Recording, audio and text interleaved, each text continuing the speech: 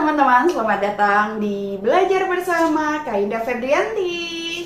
Hari ini kita akan mengupas perjalanan pendidikan nasional kita yang penuh warna dari masa penjajahan hingga era kemerdekaan. Yuk siap-siap untuk terinspirasi dan menemukan fakta-fakta menarik. Yuk kita mulai.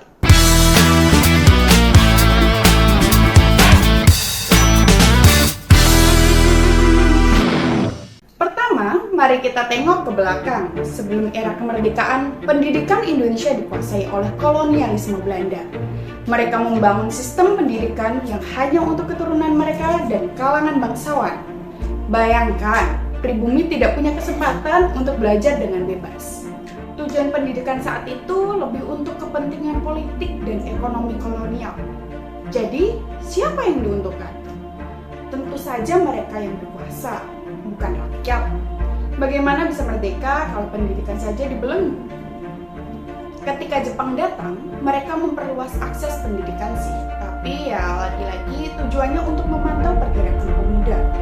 Kalau dipikir-pikir, tidak banyak perubahan kan?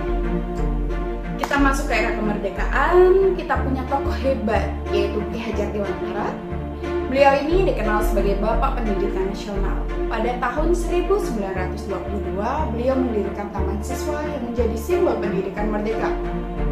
Beliau sendiri percaya bahwa pendidikan itu harus membangun karakter dan kemandirian.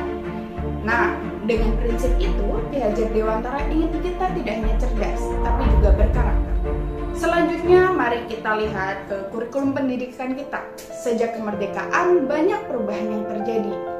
Kita mulai dari kurikulum 1947 yang fokusnya pada pendidikan karakter dan jati diri bangsa. Di saat itu kita berusaha menanamkan rasa kebangsaan. Lalu di kurikulum 1952 memperkenalkan mata pelajaran yang relevan dengan kehidupan sehari-hari. Wow, mulai ada koneksi dengan dunia nyata bukan? Kita lanjut di tahun 1964. Ada program Pancawardana yang fokus pada kesehatan moral dan jasmani. Ini untuk menciptakan individu yang seimbang. Balik lagi ke prinsip Ki Hajar Dewantara kan? Kemudian kita masuk ke era Orde Baru, kurikulum 1968. Menekankan pendidikan Pancasila. Meskipun penting, seringkali terasa kurang relevan dengan kehidupan siswa. Kita lanjut ke kurikulum 1975 dan 1984, di mana pendekatan mulai lebih sistematis dan berorientasi pada tujuan. Meskipun banyak tantangan, ada inovasi yang mulai diperkenalkan.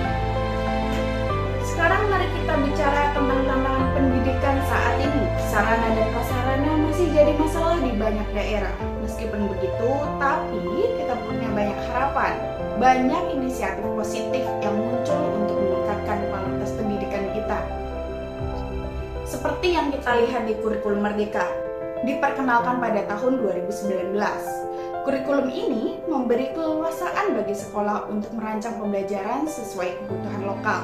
Ini sejalan dengan visi Ki Hajar Dewantara ya. Jadi, meskipun banyak tantangan, harapan kita untuk pendidikan yang lebih baik tetap ada. Yuk kita dukung satu sama lain untuk menciptakan pendidikan yang inklusif dan berkarakter.